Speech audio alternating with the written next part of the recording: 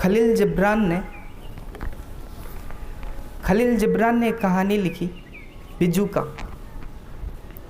बिज्जू का कहते हैं खेत में जो नकली आदमी खड़ा कर दिया जाता है पक्षियों को भगाने के लिए, फूस वगैरह से बनाकर उसको कपड़े पहना दिए जाते हैं, उसे कहते हैं बिज्जू का।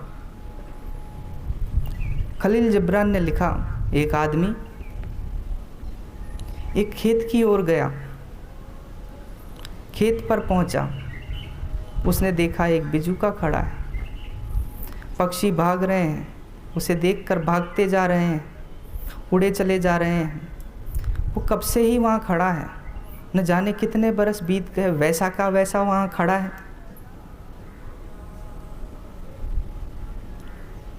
उस आदमी के मन में सवाल उठा। उसने बिज्जुका से पूछा, क्या तुम यहाँ खड़े खड़े उकता नहीं गए? क्या यहाँ खड़े खड़े तुम में ऊब पैदा नहीं होती? क्या यहाँ खड़े खड़े तुम बोर नहीं होते?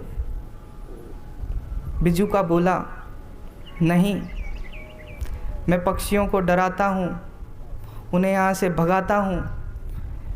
वे डर कर भूख के मारे यहाँ से भागते हैं।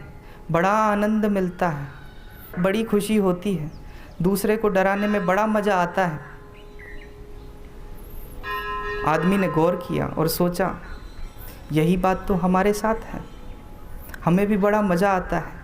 कोई दूसरा दुख में हो, कोई दूसरा कष्ट में हो, कोई दूसरा डरता हो, बड़ा मज़ा आता है। कई लोग तो शराब ही इसलिए पीते हैं कि लोग उनसे डरते हैं। उन्हें शराब अच्छी नहीं लगती, डराना अच्छा लगता है औरों को कि शराब पी हुई है, दूर रहो। डराना अच्छा लगता है। बिज्जुका से उस आदमी ने कहा, बात बिल्कुल ठीक कहते हो, बात बिल्कुल ठीक कहते हो। कहानी तो वैसे यहीं ख़त्म हो जाती है। इसके आगे मैं आपको कह रहा हूँ, ये कहानी ख़त्म हो जाती है वहीं पर, लेकिन मैं आपको आगे बताता हूँ। वापस उस आदमी ने कहा, तुम बात ठीक कहते हो, हमें भी, हम असली लोगों को भी दूसरे को डराने में बड़ा मज़ा आता है। बिज्जुका बोला, तुम ठीक कहते हो। जिस किसी आदमी में फूस भरा होता है उसे बड़ा मज़ा आता है। जिस किसी आदमी में फूस होता है उसे दूसरे को डराने में बड़ा मज़ा आता है। यदि आपके अंदर घास फूस भरा है, यदि आप में जीवन नहीं है, तो ही आप दूसरे को सताने में, दूसरे को कष्ट देने में आनंद लेते हैं। यदि आप में जीवन है तो आनंद न मिलेगा। फिर आनंद न मिलेगा इस बात में कि आपने बड़ा पद ले लिया तो दूसरे के पद छोटे हो गए, बड़ा मकान ले लिया तो दूसरे के मकान छोटे हो गए। इस बात में कोई आनंद न होगा, इस बात में कोई सुख न होगा। दूसरे को दान देना, अपने अहंकार को पालना, मंदिर बनवाना, ये कुछ भी पुण्य नहीं। पुण्य तो एक ही है, स्वयं को आनंद में रखना। जैसे ही आप स्वयं को आनंद में लाते हैं, और चीज़ें अपने आप में जन्मने लगती है। ये ऊपर से थोपा हुआ पुण्य ना अपनाएं। आप चाहते हैं आपको आनंद मिले, आप चाहते हैं आपको परमात्मा मिले, ऊपर का आनंद ना अपनाएं, सुख को ना चाहें। मैं आपसे कहता हूँ बार बार, सुख की इच्छा ही मत करो, सुख की इच्छा ही मत करो, तो सुख तुम्हें मिलने लगेगा। सुख से जियो, क्योंकि सुख कोई क्रिया है ही नहीं, सुख तो जीने की एक कला है।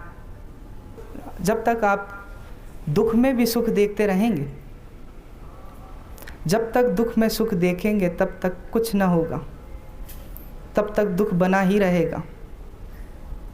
आप सोचते होंगे दुख में सुख देखते हैं, दुख में भी बड़े सुख होते हैं, और ये बात गहरे अचेतन में आप में समाई है कि दुख में भी सुख है।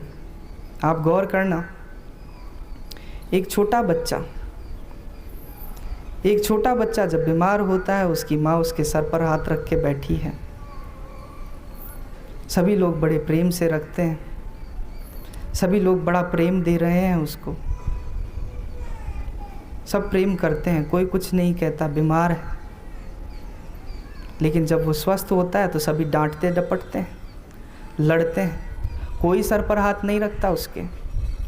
बच्चा कहीं ना कहीं सोचता है बीमार होने में कुछ तो फ़ायदा है, बीमार होने में कुछ तो लाभ है। वो लाभ बैठा लेता है। पूरी दुनिया आपके आगे पीछे हो जाती है, आपको दुख होता है तो पूरी दुनिया आपके आगे पीछे भागती है। लेकिन अगर आपको दुख नहीं है, सुख में है, तो कोई पूछता तक नहीं। आप गहरे अचेतन में ये बात बैठा लेते हैं कि दुख से कोई ना कोई फ़ायदा है,